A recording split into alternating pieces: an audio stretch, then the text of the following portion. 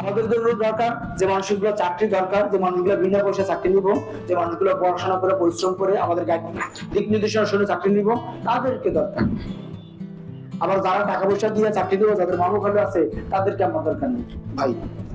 সুতরাং আপনাদের সকলকে আমি একটা অনুরোধ করবো, যারা ভর্তি হয়েছেন, ভর্তি হওয়ার পরে যদি মনে করেন যে না আমি বিশ্ববিদ্যালয় করে বলছি আমার চাকরি হয়ে গেছে, তাহলে সবচেয়ে বড় ভুল করবেন। তাহলে সবচেয়ে বড় ভুল হবে।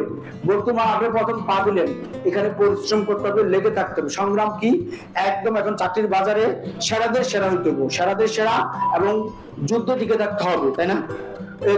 দুর্বল হলে চলবো না। দুর্বল মানুষ আমি চাকরির বাজারে নতুন, নতুনদের চাকরি হবে না, চাকরি হবে পুরাতন। কারণ পুরাতন বলতে কি, চাকরির বাজার নতুন বলে কোনো শব্দ নাই। এই চাকরির বাজার নতুন শব্দ আছে।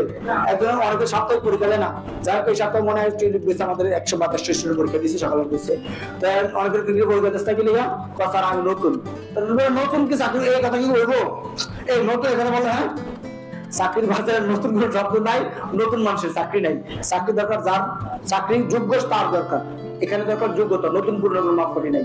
রাবের চাকরি হয়ে গেছে কত 1 বছর বা জায়গা মানুষ 1 বছর বা 2-1 মাস বেশি কম লাগতে পারে, আবার অনেকে 2-3 বছর ধরে ঘুরে চাকরি হয়নি।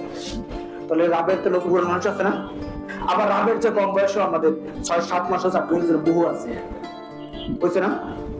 আমার যে ইয়ার আমার কি অন্যদের আমার না, কিশোরগঞ্জের আমার আমার বাড়ি, আমাদের এক স্টুডেন্ট ছিল কিশোরগঞ্জ বাড়ি। আমাদের প্রতিষ্ঠান তো বয়সটা আমাদের এখানে 6-7 মাস ছিল, আর প্রতিষ্ঠান ছিল 5 বছর, 5.5 বছর না। যাই হোক, সে আমাদের স্টুডেন্ট তো 5.5 বছর চাকরিছে না। তো বললাম বিরোধিতার কথা, আমি ময়দান ছেড়ে দেবো না, আমার যে শেষ আবেদন করলাম ছাড়বো, চাকরি হইবই। ঠিকই আল্লাহ পাক লোক সহজ সরল ছিল, যেটা আমার চোখে ভাসে এখন, খুব সহজ সরল ছিল। এর সহজ মানে এত সহজতা মানুষ আর নাই। যদি আমাদের ওর বক্তব্যটা শুনতে চাও, আমাদের পেজের বই আমাদের চ্যানেলে দেওয়া আছে, আমার কিশোরগঞ্জের আমার, মানে এত সরল সোজা মানুষ আমার চোখে দেখা নাই। কথা আমি শেষ আবেদন হতে যাইতাম না, আমি তো এতদিন হয়েছে 5-7 বছর, স্যার আমার চাকরি হইব, দেখেন আমরা শুধু দোয়া করেন।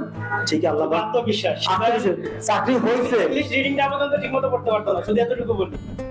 আমি তাকে মাঝে মধ্যে ইংলিশটা দেখাই দিতাম, ঠিক আছে? ইংলিশ যে রিডিং পড়তে গেলেও দেন স্বাভাবিক বানানটাও ভুল বলতো, কিন্তু আরো চাকরি হয়ে গেছে কিন্তু।